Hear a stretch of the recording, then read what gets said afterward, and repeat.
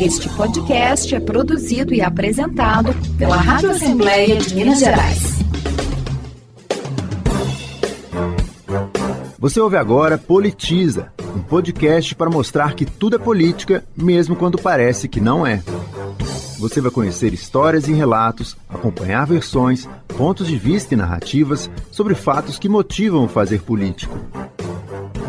Se você está ouvindo esse episódio, já venceu um dos primeiros obstáculos para fazer a sua parte no desafio de evitar que, pelo menos as crianças perto de nós, sejam vítimas de pedofilia.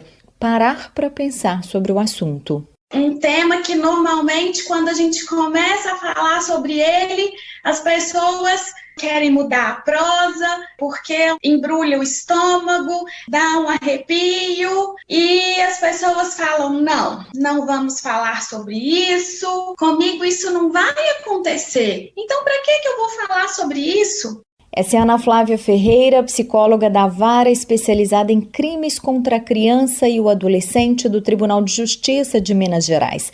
Ela e mais 4 especialistas foram convidados em 2020 pela Assembleia Legislativa de Minas para discutir o tema em videoconferências realizadas durante a Semana de Combate ao Abuso e Exploração Sexual de Crianças e Adolescentes, que acontece sempre em maio. Eu sou Graziele Mendes e esse episódio traz um resumo das principais informações, opiniões e orientações apresentadas por especialistas para nos ajudar a entender onde nós estamos errando.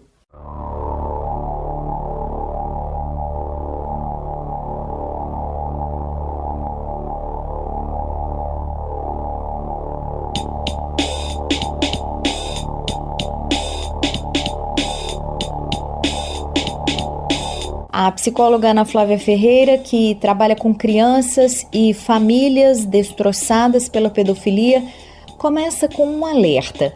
Algumas convicções muito comuns são negações de fatos comprovados. Com os meus filhos, isso nunca vai acontecer. Eu cuido tão bem dos meus filhos, né? Infelizmente, vou ter que dar uma triste notícia para vocês. A violência sexual contra crianças e adolescentes, ela está rondando toda e qualquer família. Todos os estudos indicam que mais de 80% das violências sexuais acontecem no âmbito familiar. São cometidas por pessoas íntimas da criança. Não, isso só acontece em famílias completamente desestruturadas. Engano. Aquelas famílias muito bem estruturadas, de repente, nos apresentam crianças, adolescentes, vítimas de violência sexual. Então, só acontece quando tem um maluco na família. Os estudos também mostram pra gente que apenas 6% dos violadores sexuais apresentam distúrbios psiquiátricos. Pois é. Crianças não são bonecas na vitrine exibidas. Para serem apenas vistas, elas querem ser ouvidas. Eles dizem que você entenderá no futuro. Você é só uma criança, mas quer um lugar seguro. Esse é o início do Cordel de Sâmia, uma menininha que participou de uma campanha do Unicef, o Fundo das Nações Unidas para a Infância, de 2019. Essa campanha convidava as pessoas a dizer em suas redes sociais o que cada uma pode fazer pelos direitos de crianças e adolescentes. A psicóloga Ana Flávia sugere, em primeiro lugar, que os pais e familiares responsáveis conversem com os filhos, ainda pequenos, sobre os perigos que estão ao redor deles. E aí vocês podem me perguntar, mas como que eu vou falar isso para o meu filho? Falando. Eles entendem muito mais do que a gente imagina, porque ele precisa saber que ele tem partes íntimas no corpo, que ele precisa preservar, ele precisa saber disso, e você precisa falar isso para ele, de forma clara, de forma muito clara. Uma campanha pública muito interessante lançada na internet pelo Grupo Marista, chamada Defenda-se, mostra vários vídeos com uma linguagem bem didática e acessível, feitos para crianças e que dão boas ideias para conversar com filhos pequenos sobre esse assunto. Ouça o áudio de um trecho de um desses vídeos. Ei, Aminho, você não pode encostar nas minhas partes íntimas. Eu não gosto. Desculpa, Bia. Foi sem querer. Mas o que são partes íntimas? E você não sabe? Lá na minha casa, a gente chama as partes íntimas de pipi, pepeca, bumbum e peito. Mas tem criança que acha que pescoço e boca também são. Na escola, a prof ensinou pra gente que é vulva e pênis. E são partes íntimas porque ninguém pode encostar. Só quando a gente precisa de ajuda, pra tomar banho ou quando vai no médico. O meu pai também me falou que se alguém tentar encostar nesses lugares, eu e meu irmão temos que tirar a mão da pessoa dali e dizer que a gente não gosta disso e sair correndo. Depois é pra contar pra ele ou pra nossa mãe tudo o que aconteceu. Entendi. Eu tenho um tio que sempre me cumprimenta com um beijo melecado e me faz ficar no colo dele um tempão. Eu não gosto quando ele faz isso, mas eu tenho vergonha de pedir pra ele parar. A mim, não importa se ele é da sua família. Sempre que um carinho faz você se sentir culpado ou te deixa triste, com vergonha, medo ou machucado, você tem que dizer que não gosta e contar para outro adulto que você confia e que não te faça se sentir assim. Alguns adultos também podem querer te tocar e pedir pra você guardar segredo, mas isso não é certo. Se um carinho é legal, não precisa ser escondido. Mas nem sempre a criança e o adolescente vão conseguir verbalizar um problema como esse. E nessa hora, segundo a psicóloga Ana Flávia, é importante prestar atenção aos sinais que eles sempre dão. Primeiro deles, uma mudança brusca de comportamento. Crianças pequenas com comportamentos sexualizados. Isso nos chama muita atenção. Vamos conversar para tentar entender onde foi que aquela criança aprendeu aquilo. Adolescentes, gente, com automutilação. Crianças introduzindo objetos nas regiões genitais, mesmo causando dor. Aí a gente tem que fazer uma diferenciação, porque muitas vezes as crianças enfiam objetos em orifícios, né, do corpo, porque elas estão descobrindo. Isso é uma coisa, estão descobrindo o próprio corpo. Agora, quando as crianças começam a introduzir objetos no próprio corpo, mesmo que aquilo esteja causando dor, crianças com coceira excessiva, com inflamações, com corrimentos, vamos prestar atenção, né? Vamos procurar um especialista, porque nós não esperamos que crianças tenham corrimentos, coceiras, hematomas em regiões anais e vaginais. Crianças com terror noturno persistente, muitos distúrbios do sono, muito distúrbio de alimentação associado, uma irritabilidade muito grande. Crianças que estão, às vezes, gritando no seu silêncio e os pais não estão prestando atenção. E quando a criança der conta de falar sobre o assunto, a Ana Flávia faz um alerta importante. É preciso saber perguntar e ouvir. Sempre tomando cuidado para não colocar palavras na boca dos nossos filhos. Sempre tomando cuidado de deixar que eles falem do jeito que eles conseguem falar. Às vezes, o nosso filho chega em casa e a gente fala assim: como é que foi na escola? Ah, mãe, a professora me chamou atenção. Ela te xingou? O menino falou que ela chamou atenção. E aí, nós colocamos a palavra xingou na boca do menino. Meu filho, me conta o que aconteceu. E aí o menino pode vir com uma história completamente diferente. Ah, ela me chamou atenção, ela me falou que eu preciso parar de conversar. Não tem nada a ver com xingar. Então, nós precisamos dar voz ao que a criança tem para nos dizer. E a partir disso, você precisa tomar providências urgentes, como inquirindo o seu filho de forma interrogatória? Não. Como então? Procurando ajuda de pessoas que realmente possam ajudar a sua família e o seu filho. Não tente resolver o problema sozinho. Não tente interrogar o seu filho. Por quê? Como você não tem a técnica correta, além de trazer mais prejuízos para ele, você ainda vai atrapalhar o trabalho do profissional que precisa fazer isso de forma correta.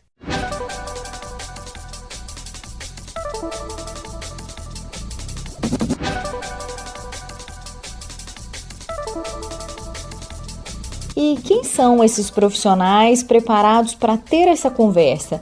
Como esse trabalho é feito? Quem responde é a delegada Renata Ribeiro, titular da Delegacia de Proteção à Criança e ao Adolescente de Belo Horizonte.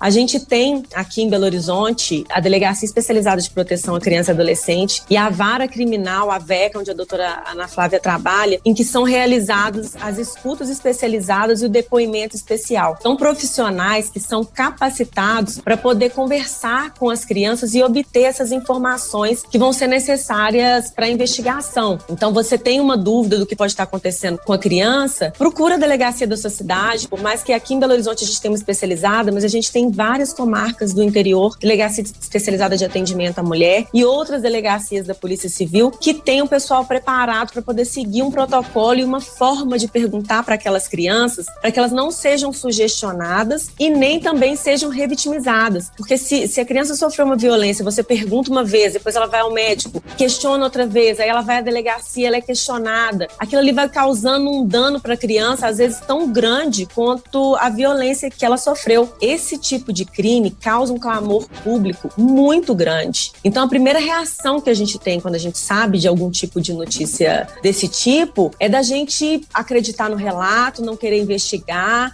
e aquilo ser comentado. O relato da vítima é importante? Sim, é muito importante, mas mais importante ainda é como que esse relato foi obtido. Como que essa criança relatou isso, de que forma que ela relatou isso, como que ela foi perguntada, se esse relato foi espontâneo ou não foi. Provas testemunhais são muito importantes também e muitas pessoas questionam, né? Mas esses crimes normalmente eles acontecem entre quatro paredes. Como que a gente vai ter uma prova testemunhal? Eu vou ter que esperar e colocar para gravar, submeter minha filha talvez novamente a uma violência? Não, o que a gente chama de provas testemunhais não precisam ser presenciais, mas pessoas que têm notado essa alteração de comportamento da criança ou pessoas para quem a criança já tenha relatado isso, pessoas que sabem do que está acontecendo e que notaram essa alteração na criança. Ah, minha filha me contou, ela relatou que sofreu, a professora até me chamou na escola, mas ela não tem nenhuma marca. Por isso que eu não procurei a polícia, porque como que eu vou provar? Muitas vezes a gente pensa assim, né? Só que mais de 90% dos casos de abusos sexuais contra crianças e adolescentes, eles não deixam vestígios físicos. Então a gente não pode se prender a essa prova material de que é necessário ter uma marca. Por isso, então, a gente não vai poder comprovar que aquela situação aconteceu? Não. A gente pode comprovar que a situação aconteceu independente de existir um laudo, um exame de corpo de delito, determinando se que houve conjunção carnal ou não. Por isso que é importante procurar ajuda especializada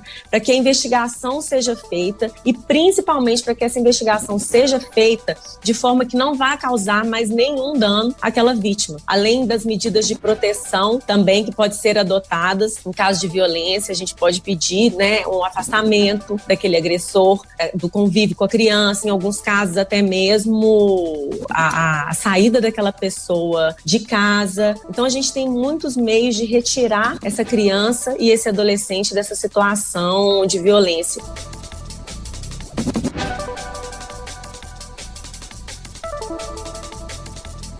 Mas quando a denúncia de um flagrante de violência sexual de criança e adolescente, ou mesmo de uma ocorrência recente, o exame de corpo de delito, que envolve a coleta de vestígios no corpo da vítima, é uma etapa necessária e bem delicada nesse processo. Em Minas, a Polícia Civil está tentando ampliar para o interior uma forma de acolhimento mais humanizado e eficiente para as vítimas de violência sexual, de modo geral, o chamado atendimento integral. Nesse sistema, os profissionais de saúde têm um papel fundamental, como o superintendente da Polícia Técnico-Científica de Minas, Thales Bittencourt, explicou numa das lives promovidas pela Assembleia Legislativa. A ideia desse atendimento integral é que a Polícia Civil, através do seu corpo de médicos legistas, treine os médicos da assistência para que eles coletem o material para ser encaminhado para a polícia para análise, para pesquisa de espermatozoide, para análise de DNA e identificação de eventual autoria, e também que o médico assistente ele também examine aquela vítima, preencha um formulário próprio e encaminhe para a Polícia Civil para que possamos fazer uma perícia médico-legal indireta. A gente coloca em primeiro lugar a saúde da vítima, né? É a prevenção das doenças, é eventual sutura de alguma lesão que ela possa ter, que a vítima possa ter, algum tratamento que seja necessário e urgente. E além disso, aproveitamos essa oportunidade da medicina assistencial, que ela é prioritária, para se fazer então a coleta dos vestígios e posteriormente a perícia indireta. Isso dispensa que a vítima depois vá ao IML para fazer a perícia, que ela tivesse que contar a sua história novamente, que se despir novamente para o exame. Então essa mudança paradigmática ela visa melhorar então a assistência do ponto de vista da saúde e também do ponto de vista criminal para essas vítimas de violência sexual.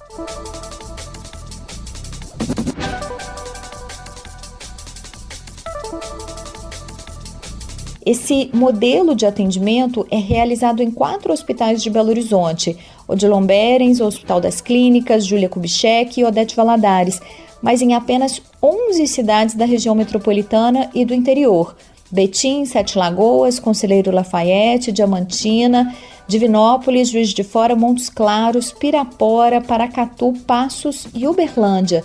A Polícia Civil quer expandir o serviço pelo interior e depende do interesse e mobilização de cada município. A médica legista e chefe do setor de sexologia forense do Instituto Médico Legal, Elisa da Cunha, reforça que o atendimento integral facilita algo fundamental nesse tipo de investigação: a coleta rápida dos vestígios do crime. 72 horas é o prazo ideal, é o prazo que a gente consegue fazer as profilaxias, né, das doenças sexualmente transmissíveis, a profilaxia de uma possível gravidez, e é o tempo ideal para a gente recuperar o material, e aí nós estamos falando de espermatozoide, de DNA, que possa ter um resultado melhor na investigação. Então, apesar das 72 horas ser o prazo ideal, a gente ainda colhe o material, os vestígios, com até 10 dias do prazo. A gente sabe que nesse tempo diminui muito a chance, né, da gente encontrar e conseguir processar esse material. Mas há estudos, sim, de presença de espermatozoides, por exemplo, com mais de 72 horas. Então, para não deixar passar, tudo que é possível a gente tenta fazer. Nossa orientação é que seja colhida em até 10 dias.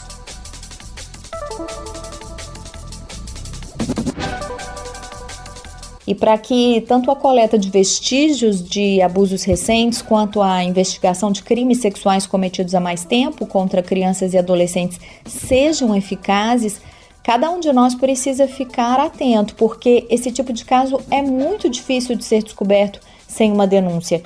E a delegada Renata Ribeiro alerta que essa responsabilidade é de todos nós. Se você não quiser se expor e sabe que uma criança está sofrendo violência, a gente pode fazer isso de forma anônima. A gente tem o Disque 100, tem o 181, mas se a violência está acontecendo naquele momento, é importante que ligue também o 197, o 190, para que haja uma providência momentânea, para que essa criança seja retirada dessa condição de violência. O Estatuto da Criança e Adolescente, a Lei 13.431, elas falam que não é só dever, né, da família de cuidar de seus filhos, é dever de todos os cidadãos de zelar pelo respeito à integridade física e psicológica de crianças e adolescentes. Qualquer delegacia pode receber. A gente tem um canal que é direcionado, Disque 100 e 181, que essas denúncias são distribuídas para as delegacias que são competentes a apurar determinados crimes. Mas se você tem uma notícia e na sua cidade não tem uma delegacia especializada, você vai procurar a delegacia da Polícia Civil, sim. Ah, não tem uma delegacia na minha cidade, pode procurar o Conselho Tutelar, pode procurar o Ministério Público. O importante é que isso seja reportado.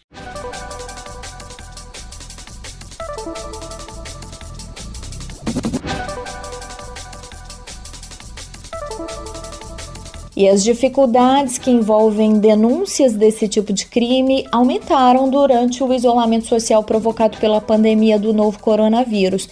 Isso pode ter levado à queda dos índices de violência sexual contra crianças e adolescentes nesse período em Minas. Segundo a Polícia Civil, essas queixas caíram mais da metade, em alguns tipos de crime até 70%. Mas isso não significa que os crimes diminuíram. Foi justamente a preocupação com essa redução que motivou a Assembleia Legislativa de Minas, por meio da deputada delegada Sheila, do PSL, que é presidente da Frente Parlamentar Todos contra a Pedofilia no Estado, a apoiar as atividades da Semana de Combate ao Abuso e Exploração Sexual de Crianças e Adolescentes em 2020, com uma série de videoconferências sobre o assunto que foram transmitidas pela TV Assembleia. A deputada não acredita que a queda nas denúncias desse tipo seja uma boa notícia.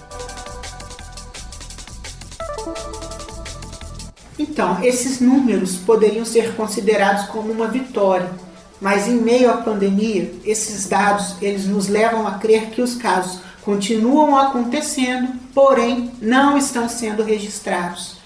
A criança está fora do seu canal normal de denúncia. Ela está dentro de casa, juntamente com o seu agressor, porque nós sabemos que a escola é um canal muito importante no trâmite das denúncias, via professor ou outro tipo de educador, diretor de escola, conselho tutelar e delegacia de polícia. É uma situação preocupante. Em entrevista à TV Assembleia, a deputada ressaltou outra preocupação com as crianças durante a pandemia: o maior acesso à internet. Nós tivemos acesso a dados que mostram que durante esse período da pandemia, o número de acesso a sites de pedofilia na dark web, em outros ambientes, e também as pornografias em geral, aumentaram consideravelmente. E como os pais podem atuar nessa frente? Os pais têm a obrigação, têm o dever de saber o que seus filhos estão fazendo nas redes sociais. Não tem essa de criança e adolescente ter senhas secretas em computadores, em celulares, em notebooks. Os pais precisam ser parceiros dos seus filhos e não tiranos. Conversar, orientar e vigiar, observar também.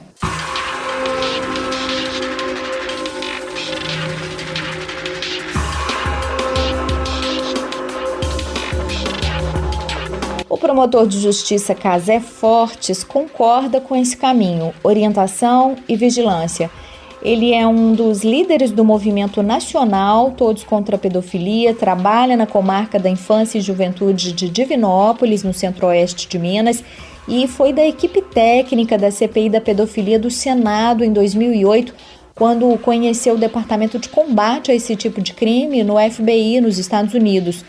Casé Fortes confirmou que, durante o isolamento social, em 2020, o número de denúncias de pornografia infantil no Brasil aumentou 108%, se comparado aos mesmos meses de 2019, de acordo com os registros da SaferNet, que é uma ONG de proteção aos direitos humanos na internet.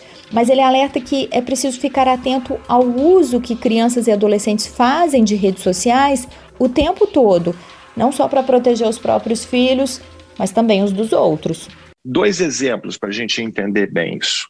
Um exemplo bom: um sujeito que abriu um perfil falso numa rede social, se fazendo passar por um garoto de 12 anos, e através desse perfil ele passou a assediar outros meninos, pedindo a eles fotos pornográficas para que eles tirassem fotos deles mesmos, dos órgãos sexuais deles, e mandassem essas fotos para ele a troco de joguinho, a troco de vídeos pornográficos. Tentou fazer essa barganha com dezenas de garotos. Isso foi descoberto porque um pai zeloso observou ali a rede social do seu filho, viu aquela conversa estranha, aquela conversa perigosa, descobriu o que estava acontecendo e levou até o Ministério Público e a polícia. Outro lado, tivemos um caso em que um sujeito maior de idade, já próximo dos 30 anos, tirou uma foto dele mesmo, escreveu um texto dizendo para uma menina determinada: você é muito linda, você é muito legal, eu quero foto sua nua, alguma coisa desse tipo. E mandou essa foto, esse texto, para umas 30 ou 40 meninas, dentre elas crianças. A maioria ignorou, mas 2 responderam, uma menina de 11 e outra de 12 anos.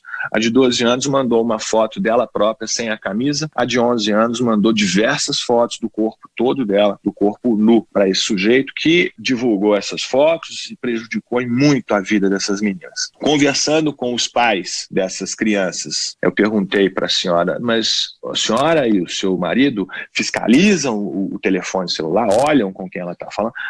Ela me respondeu: não, essa minha filha não me deixa botar a mão no celular, eu nem sei a senha, ela não permite que eu olhe. Que absurdo é esse que uma mãe da filha de 11 anos não permite que a mãe fiscalize o seu telefone celular? Isso é inaceitável, isso é ser negligente, isso é ser omisso.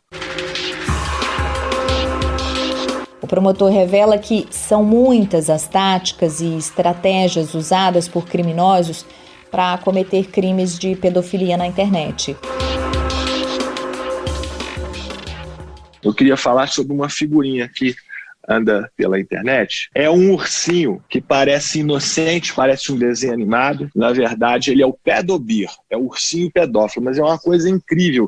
Esse tipo de imagem é usado para identificar sites de pornografia infantil, sites frequentados por pedófilos, e até mesmo é usado como meio de chegar até as crianças. Às vezes, esses criminosos fazem montagens com crianças, com figuras famosas, envolvendo sexo, para que essa montagem seja enviada a uma criança e estimule a prática do sexo. Mas existem também grupos de WhatsApp feitos especialmente para crianças. Nesses grupos, as crianças recebem ofertas de joguinhos, de senhas da Netflix ou outros programas de streaming, recebem pequenos filmes, às vezes parcialmente bloqueados, e as pessoas que organizam esses grupos pedem em troca fotos daquelas crianças. Eu já tive em mãos aparelhos que estavam ligados a esse grupo de WhatsApp, e a gente percebia ali até uma tática que vale a pena ser revelada para a gente ficar atento a isso. A criança dizia o seguinte lá no grupo de WhatsApp, esse grupo comandado por 3 maiores de idade que se faziam passar por crianças. Uma criança dizia o seguinte, uma criança de 9 anos: olha, meus amigos, eu vou ter que sair do grupo agora e vou apagar, porque hoje é sexta-feira e nesse dia eu entrego o celular para minha mãe, ela vai olhar tudo, então eu vou apagar. Tchau, gente. Na segunda, vocês me incluam de novo, por favor. E apagava tudo e entregava o celular para a mãe.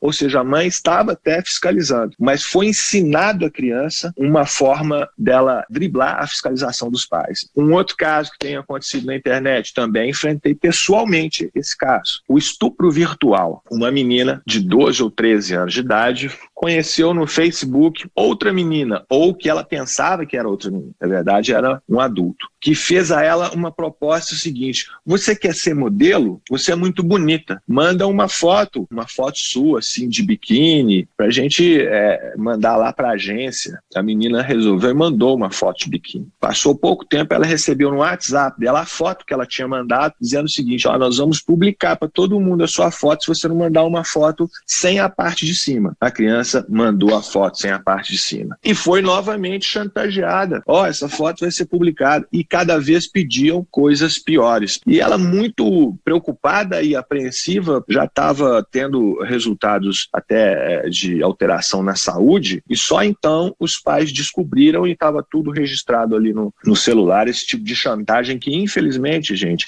é comum. A gente está sujeito a ter essas abordagens na internet e as crianças, infelizmente, muitas vezes caem. O promotor chama atenção ainda para o risco de você ter a imagem do seu filho, principalmente adolescente, usada em sites de pornografia infantil, o que pode inclusive ser uma ponte para outro tipo de crime, assédio virtual. A venda de pornografia infantil através de sites especializados é uma realidade que existe há muitos anos e gera, infelizmente, muito lucro. Lá são vendidos não somente imagens que são fabricadas para essa finalidade, mas também imagens que às vezes são furtadas da gente. A gente precisa ter cuidado com as imagens que são publicadas dos próprios filhos. A gente quer e tem direito e tem orgulho de publicar uma foto do seu filho bonito, né, no Instagram, no Facebook, ok. Mas toma cuidado com a foto que você vai publicar, para que essa foto não seja furtada aí por sites ou por criminosos pedófilos que vão usá-la. Temos que olhar o que os adolescentes, principalmente, às vezes, porque é uma coisa natural da idade, se expõem com mais facilidade. E é necessário que pai e mãe fiscalizem isso, porque a partir dali eles podem passar a ser vítimas de pedófilos na internet. Existe um termo em inglês chamado grooming, que é o assédio malicioso através da internet. Ele foi transformado em crime pela lei da pornografia infantil. Esse crime estabelece justamente o assédio a crianças através da internet. Tive um caso que é emblemático e explica bem como é que é essa questão, né? Uma menina de 11 anos, uma menina bonita, de classe média alta, que estudava num colégio particular, e ela, né, estava passando um momento difícil com a separação dos pais e começou a conversar com uma pessoa através de uma rede social. Essa pessoa se fazia passar por um garoto da idade dela, mas na verdade era um adulto. Essa pessoa começou a conversar de uma forma muito educada e dando conselhos,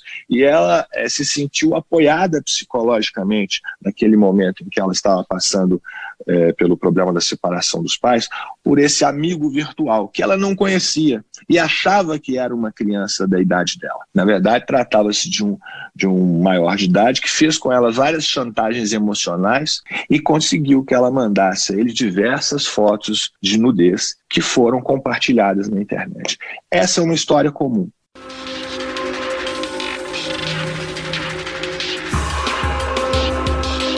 Outro alerta importante feito pelo promotor sobre o compartilhamento desse tipo de conteúdo por WhatsApp.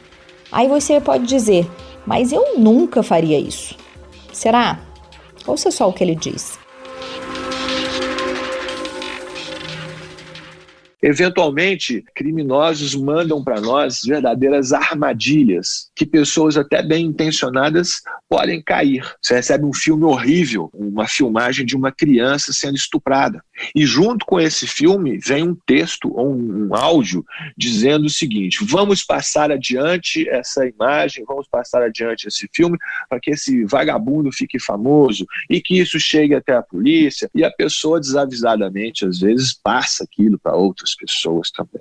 Não faça isso, porque você está cometendo, em tese, um crime de publicação de pornografia infantil. A pessoa que te mandou já cometeu esse crime. Não faça isso. Se você quer denunciar, leve para a polícia, leve para o promotor de justiça, leve para o conselho tutelar. Isso, durante a CPI da pedofilia, visitamos, inclusive, o FBI, e são táticas que as pessoas que lucram com pornografia infantil usam.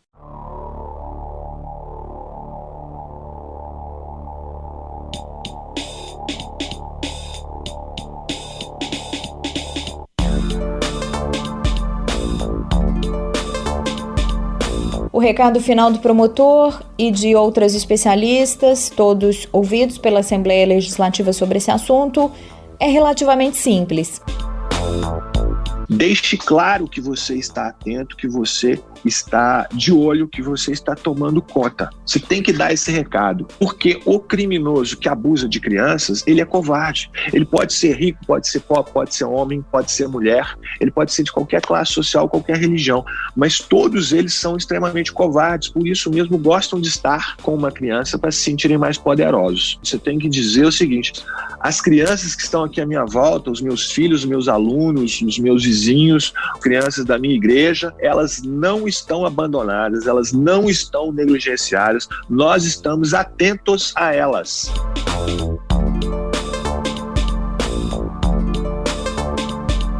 Você não vai poder estar do lado do seu filho o tempo todo. Você não vai poder olhar o telefone dele a todo tempo. Então, se a criança ela é orientada, ela sabe quando vai acontecer alguma coisa de errado com ela.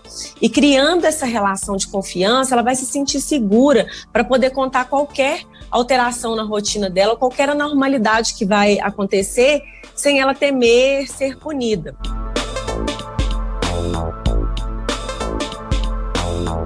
Vamos dizer para os nossos filhos que nós estamos aqui para protegê-los, porque é muito importante, gente, que vocês saibam que as crianças normalmente elas sofrem ameaças, às vezes veladas e às vezes explícitas de quem as violenta. E esses violadores, eles são pessoas muito próximas dessas crianças. Então a criança vive uma dualidade muito grande. Tem o medo, tem o afeto e ainda tem a ameaça. Então, se a criança não tem um ponto de apoio, um porto seguro, se você não diz para ela, olha, a mamãe tá aqui, ou a vovó tá aqui, ou seja lá quem for, eu estou aqui para te proteger de tudo e de todos, independente do que for que estiver acontecendo, a criança não vai se sentir segura. Agora, se ela tiver esse ponto de apoio, seja lá quem ou o que estiver ameaçando, ela vai poder recorrer a você.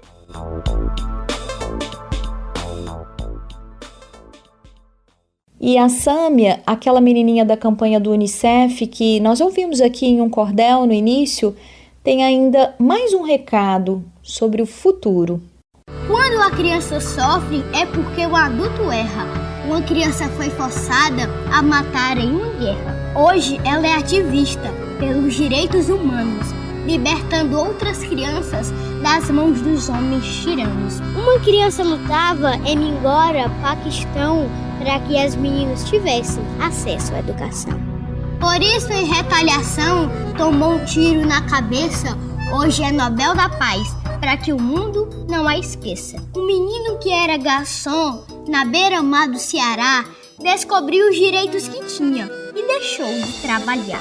Foi daqui até Nova York, representando o Brasil, falar pra gente grande contra o trabalho infantil. Contra as mudanças climáticas, uma criança falou a verdade aos poderosos e o mundo inteiro inspirou.